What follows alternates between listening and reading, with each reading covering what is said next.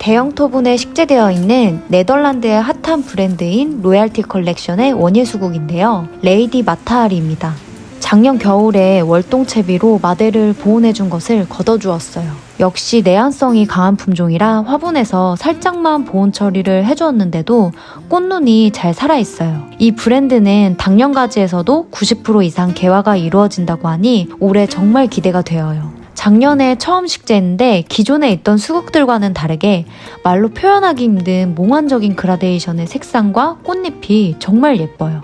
그 다음 대형 화분에 식재해 놓은 아이는 유명한 엔들리스 썸머의 신품종 썸머러브입니다. 이 아이도 가지와 꽃눈이 다른 품종에 비해 잘 얼지 않고 내한성이 좋은 품종이에요. 다른 품종에 비해 컴팩트하게 자라는 성질을 갖고 있어서 따로 수영을 관리할 필요가 없고 가지 처짐도 덜해서 화분에서 키우기에도 아주 좋은 수종인 것 같아요.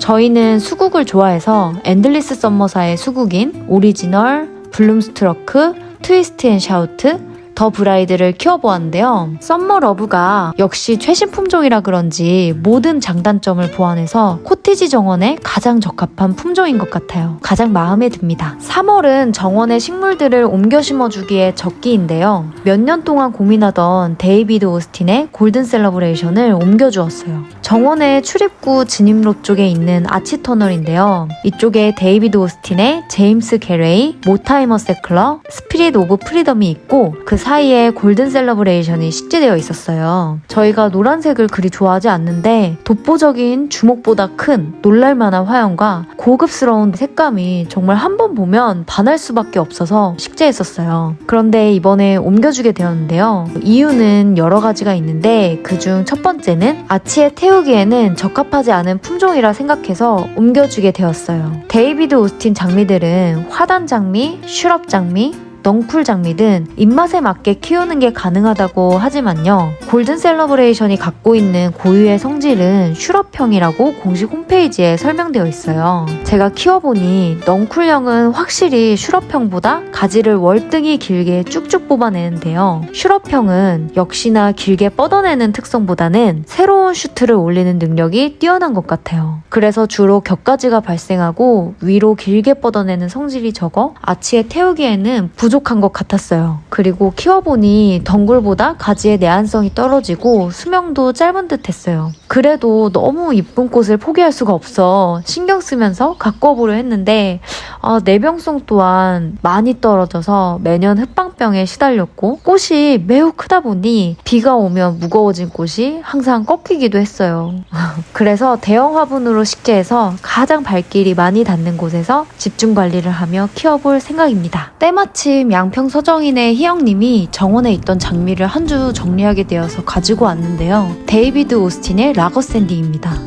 이 아이도 키 큰 슈럽형인데 당장 식재해줄 자리가 이곳뿐이라 워낙 수세가 좋다 하니 한번 이곳에 식재해 보려고 합니다. 장미를 옮겨 심을 때는 캐다가 뿌리가 다칠 수 있으니 가지도 어느 정도 전지를 하여 TR 비율을 맞춰줘야 하는데요. 그래야 큰 몸살을 겪지 않고 장미가 잘 적응을 하여 성장할 수 있어요. 장미는 뿌리가 얕고 옆으로 퍼지는 천근성과 뿌리가 깊게 내리는 심근성의 두 가지 성질을 다 갖고 있는 반근성을 띠는 품종들이 많기 때문에 저희는 특히 넝쿨 장미를 식재할 때는 장미의 옆으로도 그리고 깊이로도 뿌리분보다 2배에서 넓게는 3배 정도로 더욱 파서 식재를 해줍니다. 많이 파면 많이 팔수록 장미에게 큰 즙을 주면 줄수록 더욱더 폭풍 성장을 합니다. 식재 간격은 장미는 최소 1m 간격으로 식재를 하고 있고요. 깊이는 최대한 깊게 파서 식재하는 편인데요. 깊게 파서 장미 비료인 로즈골드로 밑거름을 주고 장미의 뿌리가 비료에 바로 닿지 않게 흙을 한번 복토해준 뒤에 장미를 식재해줍니다. 식재한 후에는 윗거름을 한 번 더 주고요. 물을 흠뻑 관수해주고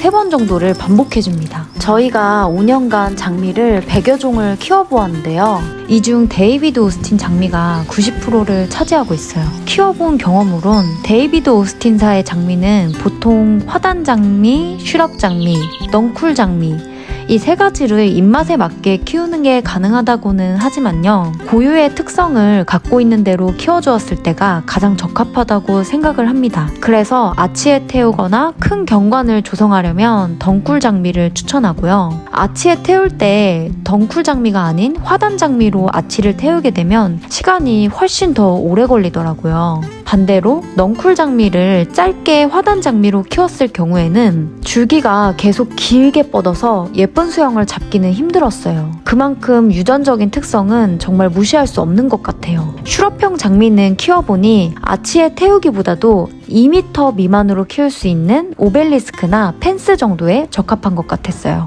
이렇게 3월의 가드닝에서는 수국과 장미에 대해서 5년간 키우며 느꼈던 점에 대해 이야기를 해보았는데요. 오늘도 영상 시청해주셔서 감사하고요. 저는 4월 가드닝으로 돌아올게요. 구독과 좋아요, 알람 설정해주시면 감사하겠습니다. 다음에 봐요.